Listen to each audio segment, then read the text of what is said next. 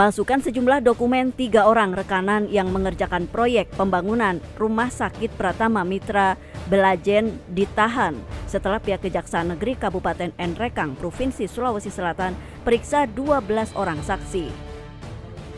Ketiga tersangka tersebut masing-masing berinisial AAS, Direktur Utama PT Teknik Eksakta, AW, Tim Leader, dan MHA, Staf Tim Leader, dijebloskan ke dalam rumah tahanan Polres Nrekang setelah menjalani pemeriksaan di kantor Kejaksaan Negeri Kabupaten Nrekang.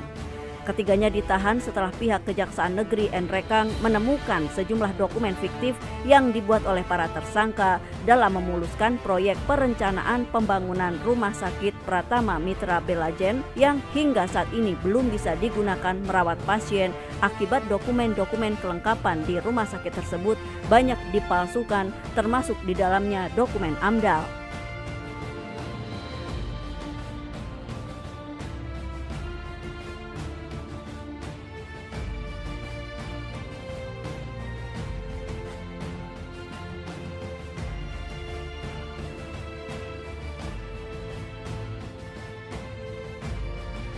Setelah menahan ketiga tersangka, pihak Kejaksaan Negeri Kabupaten Nrekang juga telah mengamankan sejumlah barang bukti berupa dokumen fiktif yang diduga direkayasa para pelaku dalam memuluskan proses pencairan dana perencanaan pembangunan Rumah Sakit Pratama Mitra Belajen hingga menimbulkan kerugian negara mencapai 200 juta rupiah lebih dari total anggaran 584 juta rupiah lebih yang dialokasikan dalam pembangunan Rumah Sakit Pratama. Ini kan perencanaan. Ketika dilaksanakan perencanaan tersebut, banyak item-item pekerjaan yang harusnya dilaksanakan pada fase perencanaan, namun tidak dilakukan dalam hal ini oleh konsultan perencana. Seperti harusnya pada saat dilakukan pada fase pokja diajukan 7 ahli.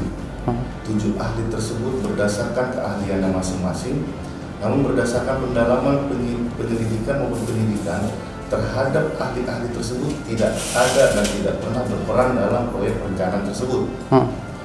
Kemudian sehingga apa yang direncanakan dalam proyek tersebut tidak sesuai dengan apa yang diharapkan dalam hal ini dengan hasil akhir dari produk perencanaan tersebut, sehingga perencanaan tersebut hanya dapat teraplikasi tidak 100% terhadap fisik atau akhir.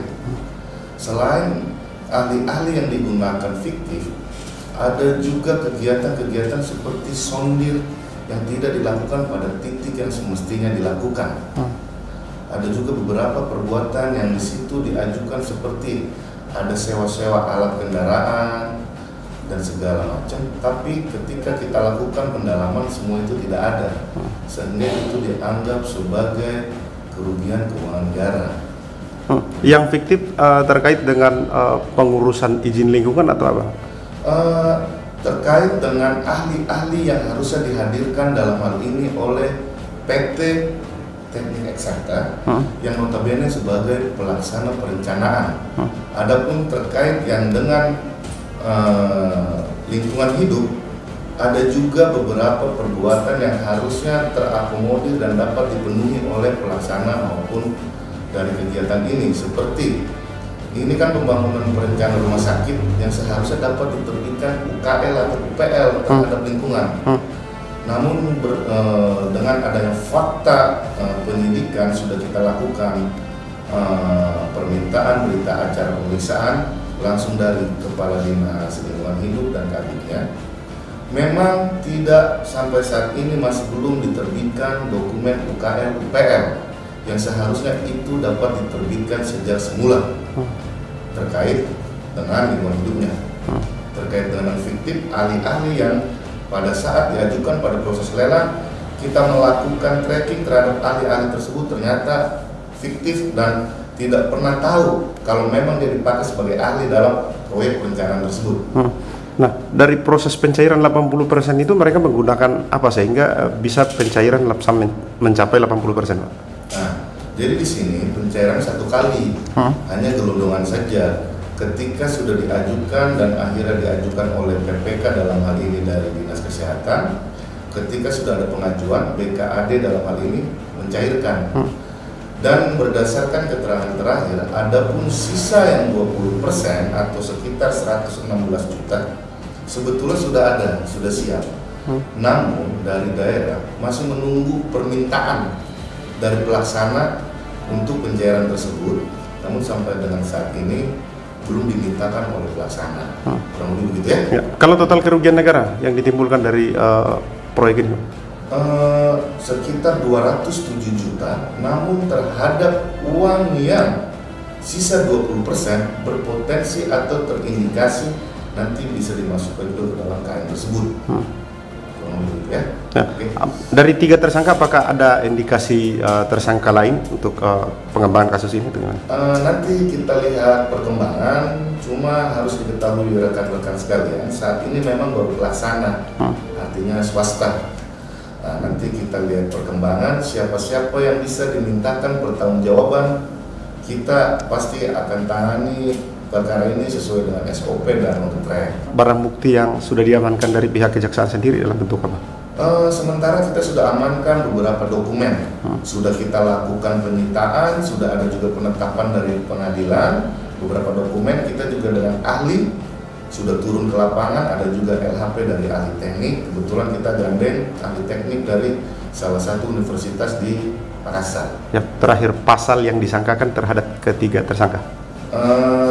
Terhadap 3 tersangka, pasal 2 ayat 1 junto 18 Undang-Undang 3199 sebagaimana diubah ditambah 20/2001 tentang tipikor, subsidiar ayat 3 junto 18 Undang-Undang 3199 2021 tentang tipikor.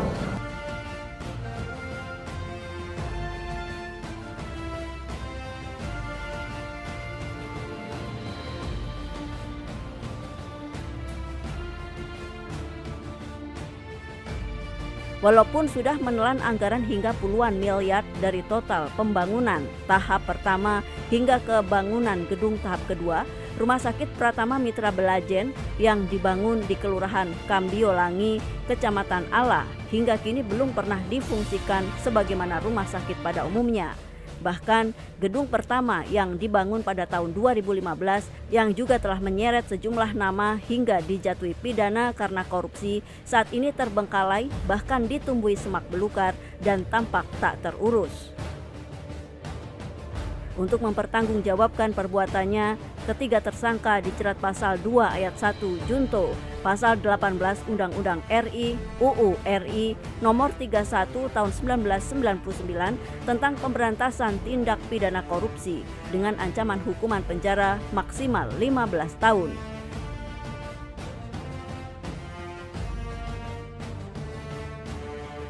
Dari Kabupaten Nrekang, Sulawesi Selatan, Syafar Jurnal TV mengabarkan.